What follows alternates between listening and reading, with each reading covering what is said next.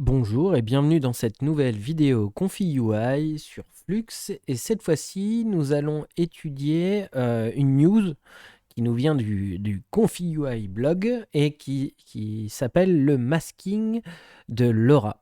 Donc, en fait, il y a une nouvelle feature qui vient de sortir dans Confi UI et je vais vous montrer une application qui fait suite à mes précédentes vidéos. Donc là, on voit un exemple où on va pouvoir comme ça pouvoir masquer des modèles ou des LoRa modèles à travers un masque et pouvoir appliquer ce LoRa par exemple que ici. Donc dans cette zone-là, on va pouvoir avoir un masque, un LoRa de pixel art et de l'autre côté avoir quelque chose qui soit beaucoup plus painterly. Donc, comment ça se passe? Donc, je mettrai le lien dans la description toujours. Donc, il y a beaucoup de détails sur son fonctionnement. Je vais essayer de faire simple pour vous faire gagner du temps. Donc, j'ai sorti l'image du workflow de base. Donc, l'idée là, c'est sur du SDXL, mais on load le checkpoint. On va utiliser un clipset last layer. C'est pas obligatoire, ça dépend des LoRa. Et en gros, il propose deux choses. C'est-à-dire que l'idée, ça va être de pouvoir d'un côté, grâce à un masque qui est là, dire dans la zone blanche, elle peut être en dégradé ou nette. Hein, c'est juste pour avoir, si on veut faire une transition. Dans la zone blanche, on va vouloir avoir ce LoRa-là qui s'applique, mais pas dans la zone noire. Et de l'autre côté, dans l'exemple qui est fourni sur le site, on peut utiliser soit un LoRa, donc il suffit de dupliquer ça, ou alors utiliser un Create Hook Model as LoRa, et là, ça nous permet d'utiliser un autre modèle. Par exemple, si on a des modèles train, on peut utiliser un photoréaliste d'un côté et un modèle photoréaliste et un modèle Japanim par exemple. Et comme ça, on a des résultats encore meilleurs que des LoRa. Mais ça consomme plus de RAM. Donc, principe, du coup, ça fait un setup parallèle. Comme ça, on remplace le loader de LoRa par un Create Hook LoRa qu'on connecte dans un set clip hook. Donc voilà, on parallélise. Donc là, on va aller regarder. Donc on va avoir ici le nœud qui va permettre justement de masquer la zone et on va devoir inverser. Il ne faut pas qu'à la fin, il y ait une zone qui ne soit pas traitée par un masque ou son contre-masque. Donc l'inverse masque va se connecter ici et ce nœud-là de combine permet comme ça de connecter un autre modèle, qu'il soit LoRa ou Checkpoint. Donc hop, on le connecte ici comme ça avec un masque, on peut pondérer les strengths et on connecte ça dans le key sampler et dans le K-sampler pardon et voilà le résultat. Donc chouette, ça peut avoir une utilité. Moi, je vais vous en montrer une directe juste pour niveau application qui fait suite à notre vidéo sur Redux. Alors, hop, on passe ici. Donc le but du jeu, ça va être de faire un Redux basé sur une référence de Reservoir Dog, si je retrouve l'image, voilà, une image comme ça, de Reservoir Dog, et de se dire on voudrait qu'il y ait Emmanuel Macron et Albert Einstein sur la photo. Donc je vous invite à regarder la précédente vidéo, et en fait le problème qu'on va avoir, si je fais le test de base, c'est-à-dire, donc là, je suis sur Flux, je load mes deux LoRa à la suite. Bon, j'ai joué un petit peu pour que ça soit vraiment visible le problème.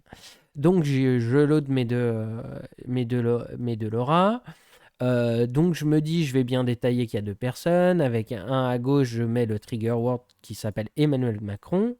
Et de l'autre côté, à droite, le trigger word d'Albert Einstein pour le LoRa d'Albert Einstein, c'est ça. Donc voilà, donc en me disant ça va fonctionner. Le problème, c'est que voilà ce qui se passe. En fait, c'est ce qui se passera le plus souvent. Et ça peut se passer avec n'importe quel LoRa, hein, du LoRa stylisé ou autre.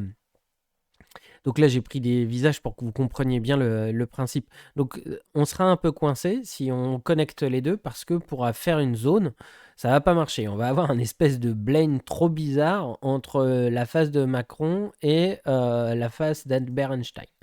Donc en connexion, en image d'inspiration de mon Redux, j'avais mis ça.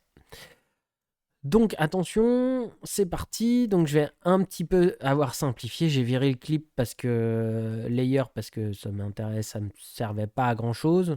Et il fallait que j'allège au maximum. Premier truc qui fait que ça va être un peu lourd, c'est qu'on va devoir utiliser un FluxDev basique. On va pas pouvoir utiliser un GGUF. Ça ne fonctionne pas pour l'instant. J'espère que ça fonctionnera car les nœuds sont en bêta. J'espère que ça fonctionnera un jour pour préserver de la RAM parce que là ça pompe pas mal. Et donc, du coup, je vais avoir mon LoRa qui se connecte ici. Pour être sûr de mon coup, je vais remplacer Man par Man Emmanuel Macron dans toute ma description sur cette image-là. Et là, je vais mettre le trigger word de Albert Einstein. Donc, j'ai connecté Albert Einstein.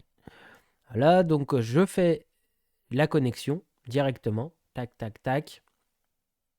Comme d'hab. Comme il est préconisé.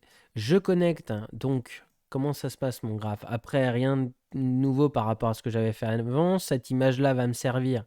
Mon image d'inspiration, elle a un masque qui me dit ici en blanc, tu vas donc utiliser ce LoRa-là, donc des Macron, et ici, donc ça sera du noir, ça sera l'inverse.